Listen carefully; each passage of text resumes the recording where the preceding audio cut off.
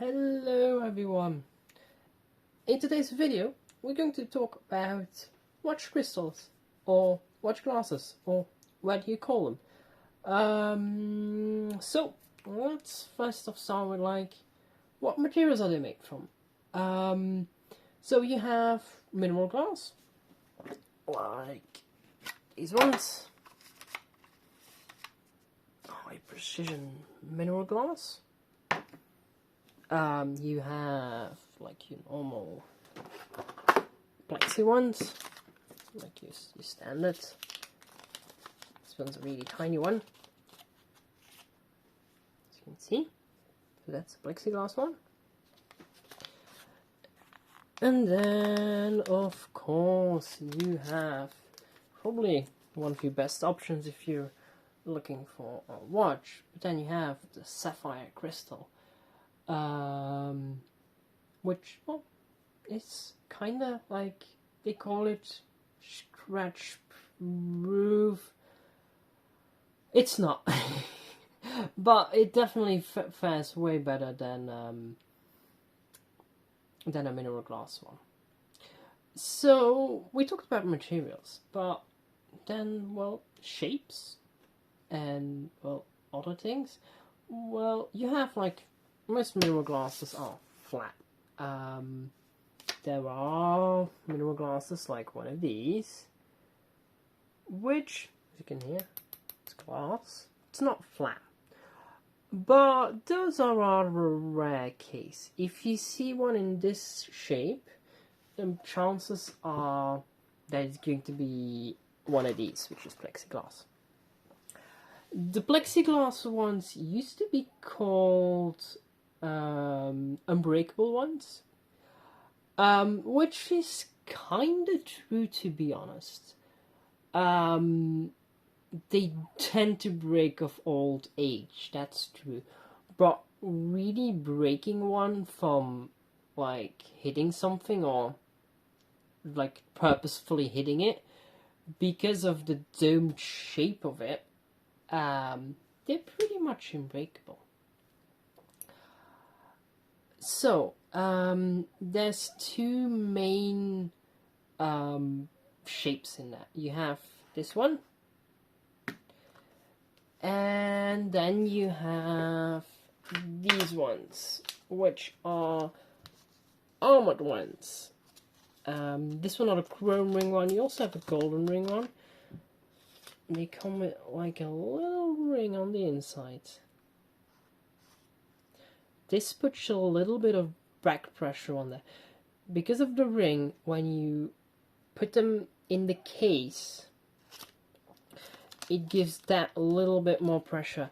It helps with keeping the watch waterproof to some extent, although I wouldn't really call a watch with one of those waterproof. If you're talking about waterproof in like with mineral glass, like one of those, there's usually some kind of like, it's not rubber, but it's some kind of like intermediate material that's a little bit squishy. It's definitely not rubber, but it does the same thing. It's harder than rubber. And then we also have like special cases. Like you have ones with a little magnifying glass on. Rolex is pretty famous for those. It's actually just, they glue it on with optical glue. So yeah, which gives you like a little bit of magnification. Don't know if you can see. Yeah, you can see it. So yeah, you have those. And then, well, I already talked about, well, the domed ones. And then you also have like, these are from pocket watches. They're really thick. They are slightly domed, but they are super thick. So let's talk a bit about like sizing. So if you take this one, so you see 302 times 1.5. So this is a 30.2 millimeter glass times 1.5. You have a 30.3 times 1.5. So yeah, they go up by the hundred of by a tenth of a millimeter. That's how they go up in size. You have these ones, which is the same number on them. 317 is 31.7 millimeters.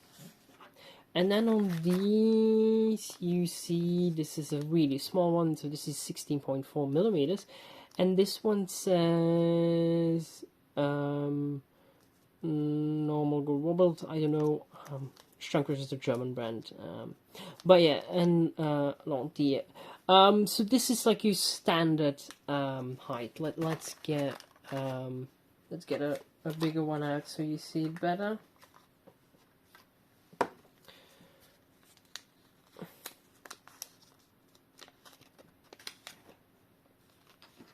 So yeah, this is like your standard profile for one of these. You have slimmer ones, which go more like so, which are more flatter. And then you have ones that are much, much higher. Usually that's done because they need a lot of space on the inside for the watch hands. But yeah, like usually you can, well, it doesn't really say the size on here. You can usually find it, and like you will have like a little table which has the height, the inside height in the middle, versus the size you have. Now, I talked a bit about sapphire crystals, and I don't think I have one here at the moment. Usually they only, like you only have them in like the more expensive watches. And the thing is, you will often see on the back of the case, you will often see sapphire crystal anti-reflection coating. So that means that the outside or the inside, or sometimes both, are colder. Like the good ones do both sides, because sometimes you can have like a light bounce in your watch. So that's why they do like they coat both sides. The thing is that coating sometimes can like either way, and then you get like an uneven shine on like your crystal. But yeah, that anti-reflection coating is just like to make your watch more readable in high sunlight. Because if otherwise there's going to be bright high sunlight on there, then the light's going to bounce off, and that's going to prevent you from reading what's on the dial.